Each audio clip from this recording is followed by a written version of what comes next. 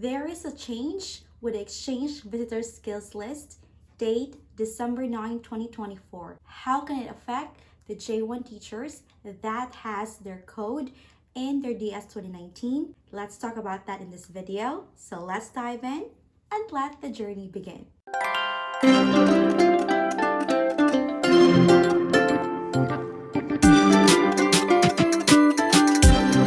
Hello everyone, good day. My name is Emery. Welcome to Powerful Couple Journey, where we talk about our random day-to-day lives here in the US, as well as the immigration do-it-yourself process. There is a change when it comes to our Exchange Visitor Skills List, and that is what we're talking about today. There is a specific code that everyone is talking about, which is the code 13.01, and that is going to be with a P code. How are you going to look at that one? Take a look at your DS 2019 because there is a specific code that is placed there together with how it is worded, the code that is G for government funded and P for privately funded. So how are you going to know if you are still part of the 212E rule to your home residency requirement? Please log in to travel.state.gov, or you can go to Google and research what is the change in December 9, 2024 with the Exchange Visitor Skills List. You can find all of the changes there, including what countries that are still included in the skills list. Now let's talk about the Philippines, because I'm from the country Philippines and there is a specific code that we're talking about, the 13.01. It doesn't matter if there's like another numbers after the two decimals, but we're talking about the 13.01. The 13.01 is no longer included in the skills list that is part of the Philippines. 13.01 could be the general education and or the educational administration. So take a look at three things in your DS 2019 to make sure that you are not subject anymore to the 212E rule. That is number one, your code that is 13.01 regardless of other numbers after the decimals. Then look at the code that is P for private funded, and look at your description if it's general education or it's going to be educational administration. So those two are very particular with all the wordings and the jargons that is used in the new skills list. But if you take a look at the 2009 skills list, 13.01 is not included as well. So how can you say, or how can you prove that you are not part of the skills list? Again, go to travel.state.gov, take a look at that one.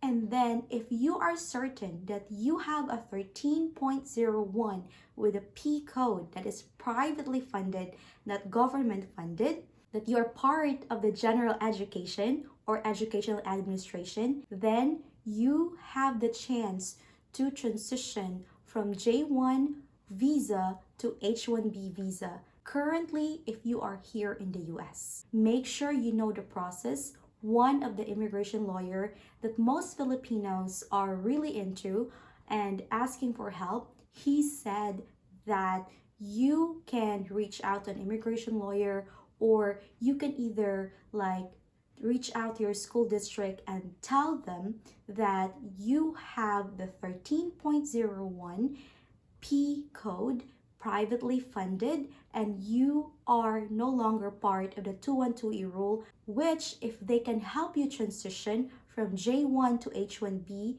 dual intent, which is work permit, and soon could be petitioned for green card, then that will be a huge blessing and a possibility for you. So how can you argue that if ever you have the P code 13.01 and you are part of the general education or the educational administration, then you have to do the process. Most likely, lawyers can help you with this. I am not an immigration lawyer. I am just here sharing my experience to you as a former J1 teacher with 212E rule, now a green card holder, thanks to my US citizen spouse, which we filed our exceptional hardship waiver, and now I'm a green card holder, helping you, sharing our ideas to you through Powerful Couple Journey and with our Facebook group, J1 Weaver Helping Hands. Just agree to group rules and I will accept you immediately. How to argue with this?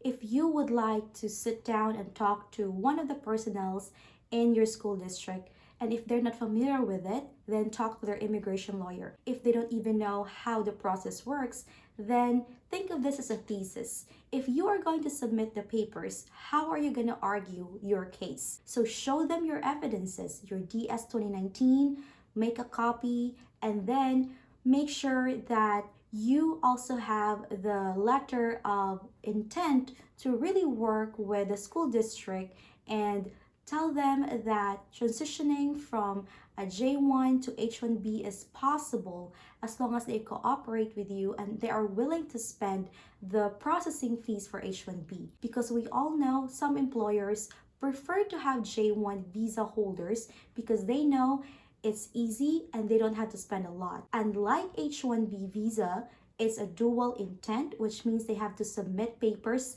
properly for work permit. And if they see that you have good performance and you approach to them or reach out to them that you are willing to work with them with your work permit, and if they could petition you for a green card, then that's a possibility for them to do it on their own timeline if they are convinced that you are worthy to be petitioned by your employer. So like for example, if you are a J1 teacher here in Florida and nobody can help you with an employer that is willing to petition you for an H1B, you can go to other states and look at other schools that is willing to have an H1B for their teachers, and then you are a J1 teacher with 13.01 plus P code, then that is a huge possibility. The process will be very long, I believe, but there is nothing wrong with trying. And whenever you try this one, it includes fees. Just look at all of the paperwork that has with H1B and then learn how to transition, and you can do it. We even talk in our J1 Waiver Helping Hands group to get an advisory opinion, but this particular lawyer says you can transition as long as you know how to reach out to your school district or a particular school district that is willing to help you transition from being a J1 teacher to an H1B visa holder. That is a lot of weight and could possibly give you a legal permanent residency here in the United States of America. So it's a good news for those that have 13.01P, and that is going to be from a J1 teacher to an H1B visa holder. We all know that in the Philippines, they are not so lenient when it comes to giving the no objection statement. And if ever you are blessed to have the 13.01P in your DS 2019, then you can argue that one. Take a look at that one as a thesis and look at the H1B visa processing. That way you can argue and give all your letters, letter of intent, all the things that you can put. That way it is really having a lot of weight, and you could also include the skills list prior, which is the skills list in 2009, and the new skills list that is in December 9, 2024. And we know that the USCIS needs to block you all the way. But if you see the loophole and if you see that you can argue this one on your own, it is possible. Just make sure you prepare yourself at the intention that you have and think of it again as a thesis that you are submitting. You are having a case that you wanted to file, and this is possible. We did our DIY exceptional hardship, and we know that based on this new skills list, when it comes to the revised exchange skills list dated December 9, 2024, you can also do it. So the code in your DS 2019 is from your visa sponsor, and it is basically specific. So if it's 13.01 and any other numbers after that with a P code, privately funded, then you can argue that one for transitioning J1 to H1B visa. You need to have a legal argument. They call this one as a legal brief or legal briefing to you. So make sure you have your letter of intent, all the things that you can put, print the skills list in the year 2009, print the skills list in the year 2024, and put that one together, highlight, let them know that you are willing to help, you're willing to really support yourself, even without an immigration lawyer. If there is an immigration lawyer already in your school district or in the school district that you are wanting to apply that is willing to sponsor for an H1B, then go for it. And think of this, the worst thing you can do is to do nothing. So if you can start it with yourself and believe in yourself with your DS 2019 that says 13.01 P privately funded, then I know you can do it. Transitioning from J1 visa with 212E rule to H1B, since you are here already in the United States of America, it is possible. But how about those that don't have the 13.01 and you are still part of the skills list? Unfortunately, you still need a waiver. And how can you transition if you think that you have the time and the ability to do the waiver? There are types of waiver, and you can find that one to travel.state.gov with the Department of State. But one of which that I can give you is what we have experienced, that is exceptional hardship through your U.S. citizen spouse, your U.S. citizen child, or to the legal permanent resident spouse of yours here in the United States of America. It is a long process. Based on our own experience, it took us almost 2 years or more than 2 years to get it. So it's going to be a lot of waiting, but it's all worth it. And now you know that there is a chance for you not to go through that long process, through just doing the transition and showing to your employer or to the school district that you can transition from J1 with 212E rule to an H1B visa because of the 13.01 and the P code in your DS 2019, then it is very possible. Do it now while there's still time and the new president is still transitioning, because we don't know how immigration works. It might be very lenient to us, or it could be very intimidating to submit now, or there's going to be a lot of steps that you can take before getting that dual intent H1B visa. So try now, look at your DS 2019, think of the numbers 13.01 P code, and just think of this, as long as you have a P code in your DS 2019, always make sure that this is going to be your DS 2019. If ever you already extended in your 4th year, then that's good, because that is going to be your DS 2019 that is submitted and given to you by your visa sponsor. But if you still have your DS 2019 for your 1st, 2nd, and 3rd year, that's still okay.